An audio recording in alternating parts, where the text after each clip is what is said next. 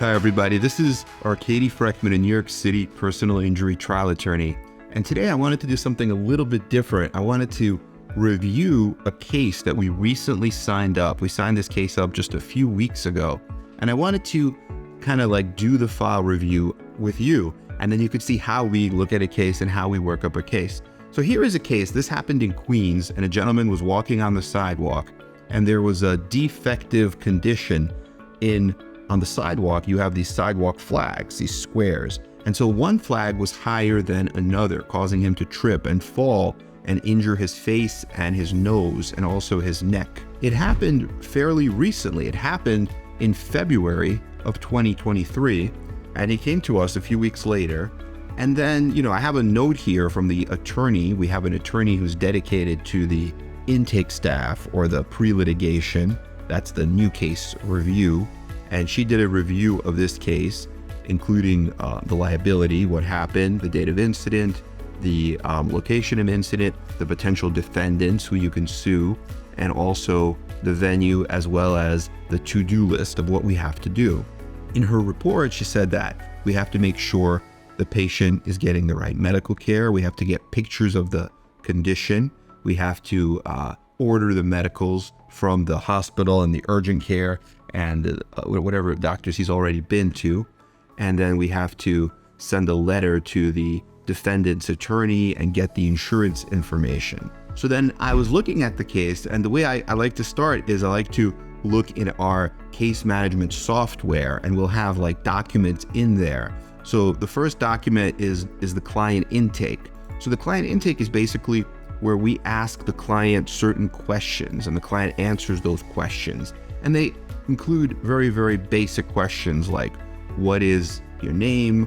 What is your address? What happened? Where do you work? Have you missed time from work? Because then we can claim lost salary, lost wages. How did you hear about us? So we know. So the next thing I would do is I would call the client, make sure that they're treating, make sure that everything is going well with them, that they're happy with their doctor, that find out about their lost wages, whether that's going to be an issue that we have to claim or not. And then we turn to the actual location. And what you could do with the location is you could actually do a property search to find out what kind of property it was. He ended up tripping and falling just on a pedestrian sidewalk, and there was like a white fence, and it ended up being a one-family house. So you could try to file a claim against the homeowner, and that's under 7-210, because a homeowner or a landlord is responsible for the adjoining public sidewalk in front of their property. But at the same time, there's an exception for 1, 2, or 3 family owner-occupied properties. And this does seem to be that case because it's in a residential area of Queens. It looks like a one-family house. So because of that, you have to file what's known as a notice of claim with the city of New York, and you only have 90 days to file that. So we've prepared that, and we've already filed it, and the client has sent us his photos of the defective condition, and you could see the sidewalk flag is coming up, and you could see it's pretty significant.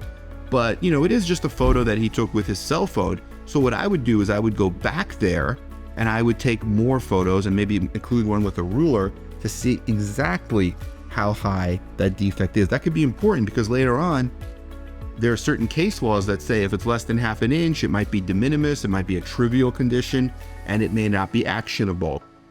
So you want to have it measured to show, no, it was more than half an inch, and you want to be able to have your expert, if you end up using a safety expert, such as an engineer, you want to be able to have your expert rely on that and say, look, this was taken right at the time or around the time that the person fell. It's a measurement. We know exactly it was an inch of a misleveling. And then your expert can give expert opinions based on that. Because one of the ways that cases get lost on summary judgment is that the defense says, well, we don't know, what the condition was, right? Because it was never documented. So now they could say, well, anything your expert says is just speculation. They weren't there, they didn't witness the fall, and they don't have any measurements or any photos showing and them to just guess what the, how big the misleveling is from looking at a photograph could be speculation, and then the whole case could fall apart. So it's important to build the case properly, building it kind of like out of stone as opposed to building it out of straw where you could huff and puff and then the whole case falls apart. So that's very, very important. So then the next thing they did was they sent a letter of rep to the landlord to have the landlord put her insurance company on notice. So we find out whether it is a 1, 2, or 3 family owner-occupied property. Because sometimes you might have a property that looks like it's owner-occupied or it's 1, 2, or 3 family, but it might have other uses, like a commercial use. Somebody could be running a business out of there, and like a daycare, for example. And then all of a sudden, you could sue the landlord and you have a viable claim against the landlord, which is usually faster and sometimes easier than going against the city of New York, which is a public entity, and it might be longer, it might be harder. Then we have basically letters making sure that the person is going to medical care, that they're we have that. We have the lien information from the doctor. If the doctor is not going to be able to get paid, they ask us to sign a lien. And then we have before and after pictures of the client's face to show the injury, what he looked like before. And you could see, yeah, in the picture, the particular fall really scratched up like the top of his nose. So he has like a serious scar where it might go away. It might not. It might leave a permanent scar. So we have that already documented.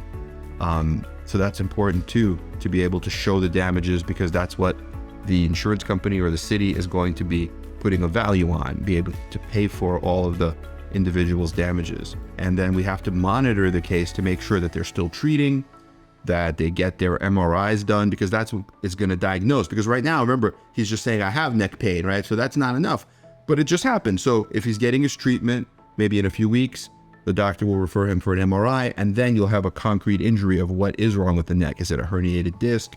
What level is it at? C3, C4, for example. And then what's next? Is he going to do pain management, or is he going to just do physical therapy and live with the pain? And that will determine how long the case takes, and it will also determine, our position. For example, if he says, look, I'm fine with physical therapy, I'm not that hurt, I'm going to go back to work. Okay, great. So then we get all the medical records, we send a settlement package, we negotiate it, maybe we settle it early, just a few months. But if he says, no, this neck pain is killing me, I can't even go back to work, I'm going to need pain management, I may need epidural steroid injections, I may need a percutaneous discectomy, or maybe even a full-blown spinal surgery, like a cervical, anterior cervical discectomy and fusion. Well, now if you're going to have all that, now I have to file a lawsuit, right? Because now it could be a multi-million-dollar case.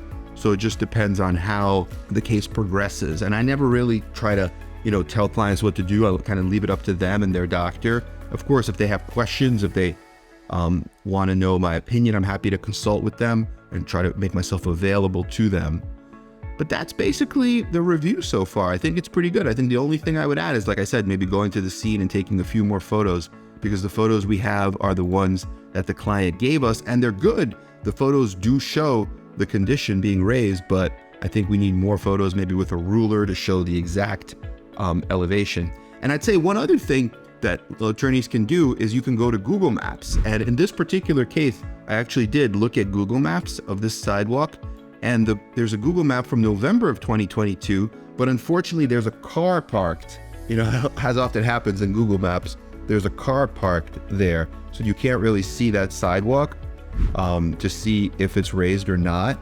But if you were able to see it, what you could do is you could serve the Google map image, as long as you have the date that the image was captured, which here it says November of 2022, with a notice to admit to the defendants. And now under the CPLR in New York, Google Maps images come into evidence. So then later on, if you're on trial, you have that image, and you have the image showing the actual defect, right? The actual unsafe condition, the fact that one sidewalk flag is much higher than another. And I've had cases where I can go back, because if you can click on Google, you can click see more dates, and then you have a bunch of different options. Like here, for example, you have November of 2022, and it goes back all the way to August of 2012, of 10 years earlier.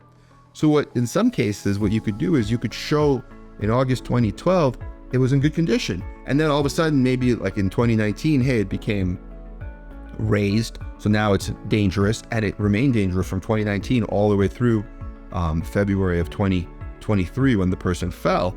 And so you could show that puts them on notice, because it existed for all those years. And it could really be a powerful tool. So it's a little bit of work. It's a little bit of diligence, but you have to do that. Either the lawyer or their paralegal should do that. And it's always good to even make like a step-by-step memo, so that if you have somebody new, like a new team member, they know, hey, these are the steps you follow in order to prove a case.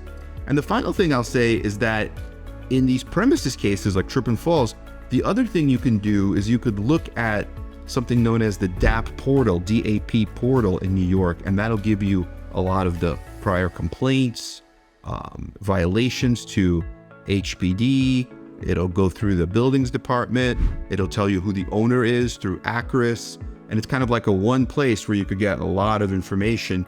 And oftentimes I've been able to find really helpful information. Like, for example, somebody gets injured because of a ceiling collapse, let's say, and they complained. That particular, individual or somebody in that apartment complained about cracks in the ceiling, and somebody even came out.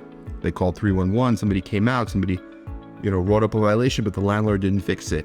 So that could be very, very helpful. In this case, I don't know, because it's a one family, looks like a one or two family house, so it might not be too much information on the DAP portal, but it's still good to check just to be safe.